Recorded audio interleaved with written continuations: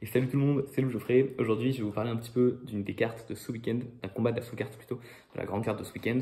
Pour ceux qui sont dans une grotte, la carte de ce week-end, c'est une des cartes concoctées par Turki Al-Alchik, son excellence elle-même, qui évidemment, comme à son habitude, nous a fait une carte de fou malade. C'est la première carte qui va avoir lieu aux États-Unis, donc c'est génial pour nous. Ça veut dire que ce sera plus entre 18h et minuit ou à 1h du mat, mais à 3h du matin. Et donc on a bien la flemme, mais on va quand même se lever parce que c'est une carte de son excellence. Il y a plein de combats super dessus qui vont faire parler énormément de gens, donc je vais pas forcément revenir dessus parce que est-ce que j'ai grand chose de plus pertinent à ajouter que la plupart des autres médias de boxe? Je ne suis pas sûr. Notamment il y a Terence Crawford qui revient pour affronter Israil Madrimov, c'est super, les gens vont en parler partout. Crawford gagnera, je vais pas revenir plus en détail dessus. Bacolé Anderson, en France on aime bien Bacolé depuis qu'il a battu Yoka, donc les gens vont en parler également, je ne vais pas revenir sur ce combat. Il y a Ruiz Miller, les gens aiment bien Andy Ruiz depuis qu'il a battu AJ, je ne vais pas revenir sur ce combat là non plus. Il y a Morel qui revient, les gens parlent un petit peu de Morel, c'est trop bien. Je pourrais parler de Morel, puisque c'est encore un boxeur que les gens connaissent assez peu, j'ai l'impression, même si le fait que Benavidez, même s'il fait que Canelo l'ait esquivé, un petit peu comme il esquive Benavidez, ça fait que c'est un combattant qui a un petit peu fait parler.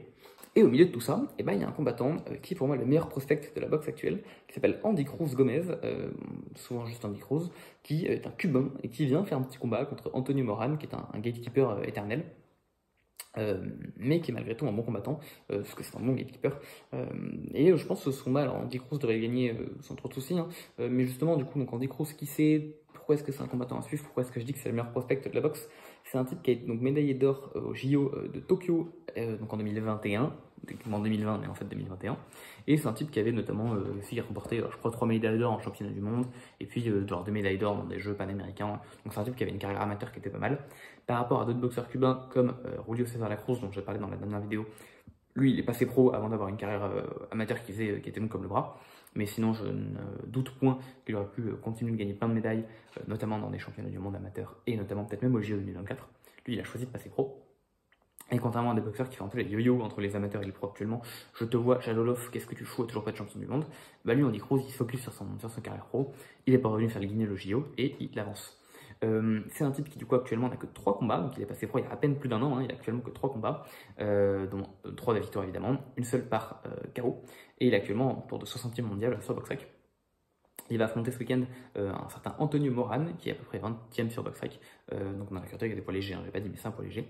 Il va affronter donc Antonio Moran, qui est un Mexicain, et qui est un bon gatekeeper. Si vous regardez, il a perdu quelques fois contre à chaque fois des bons noms. Il a perdu contre Devin Haney, c'est le dernier KO Camillini, là vous savez, ça passe beaucoup dans la light, cette droite, la plongeante qui rentre comme ça, et qui complètement déconnecte son adversaire, c'était Moran. Il a également perdu contre, José Pedraza, juste après que José Pedraza a perdu contre Tank, il a perdu contre Barbosa Junior, qui est toujours invaincu, qui aurait dû perdre contre Finn McComb, si vous voulez mon avis, je sais plus dans quelle carte c'était, là c'était cette année en avril ou en mai. Je crois même que c'était un sous-carte de Haney Garcia, mais bon écoutez, il aurait dû je pense perdre ce combat là, mais que voulez-vous, il est américain, il a bénéficié d'un petit coup de pouce. Donc voilà, donc Anthony Moran c'est pas un mauvais boxeur, globalement tous les noms vraiment connus sur sa fiche passaient des défaites, maintenant c'est que des gens qui ont fait des trucs bien derrière, qui ont soit été des grands champions du monde, soit qui ont fait des combats contre des champions du monde qui étaient des bons combats, donc c'est un bon gatekeeper, voilà, on a besoin des gens comme eux. Donc Rose je pense devrait l'annihiler, évidemment, enfin l'annihiler, il va sûrement gagner une décision, hein, parce que, ou peut-être moins que, enfin j'en sais rien, mais en tout cas je m'attends à une victoire de Cruz, du coup d'Andy Cruz. Ce serait un gros frein à sa carrière s'il perdait maintenant. Et je pense que Cruz n'est pas prêt à perdre maintenant, puisque c'est un boxeur amateur qui a été très largement décoré. Et notamment, pour moi, ce qui est le plus parlant, c'est le fait qu'en fait, il a évolué dans une catégorie des légers, où il y avait un autre monstre dans la catégorie des légers à son époque-là, qui s'appelait Keishon Davis. Keishon Davis qui est passé pro un peu avant Andy Cruz, puisque Cruz est passé pro en 2023. Et Keishon Davis qui est donc passé pro, alors que je dis pas de bêtises, juste après les JO. Donc lui, il est déjà en 11 combats, 11 victoires, il a un no contest, j'ai vu, ce qu'il se fait attraper parce qu'il fumait de la bœuf, donc bon, écoutez... Voilà, je ne reviendrai pas dessus. Un manque de sérieux un petit peu, je ne reviendrai pas dessus.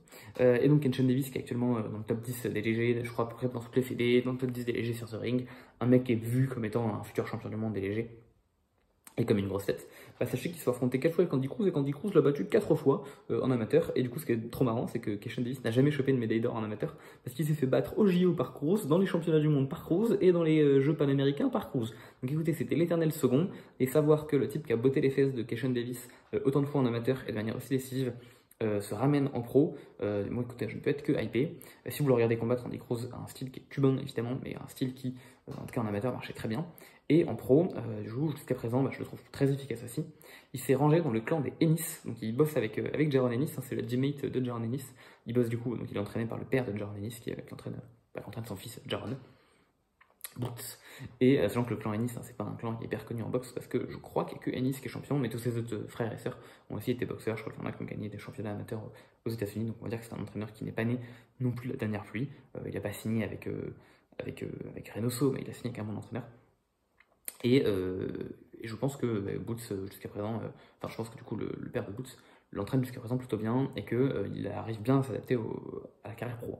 Parce qu'on connaît les boxeurs amateurs longs comme le bras, galèrent parfois un petit peu à s'acclimater en professionnel. Donc écoutez, moi pour le moment je suis conquis par Andy Cruz.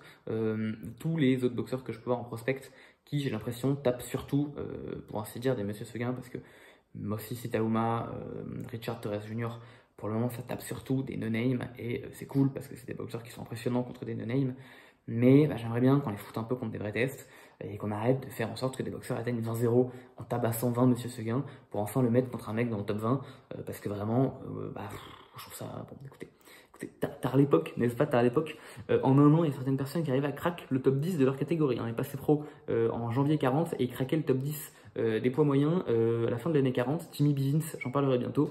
Voilà, il y a des gens qui arrivent à faire ça. Maintenant, c'est un truc impensable parce que je sais pas pourquoi on aime bien foutre 20 combats contre des chèvres aux boxeurs avant qu'ils arrivent enfin à faire un truc. Moi, ça me fait chier. Andy Cruz, lui, le fait pas. Là, il affronte directement un top 20. Et Andy Cruz fait partie des boxeurs qui pourraient très vite choper une chance mondiale au rythme où ça va. Donc je pense que c'est un boxeur qui est à surveiller. Et donc voilà, je pense que c'est un type qui passera un petit peu sous les radars. Donc voilà, n'hésitez pas à regarder son combat ce week-end.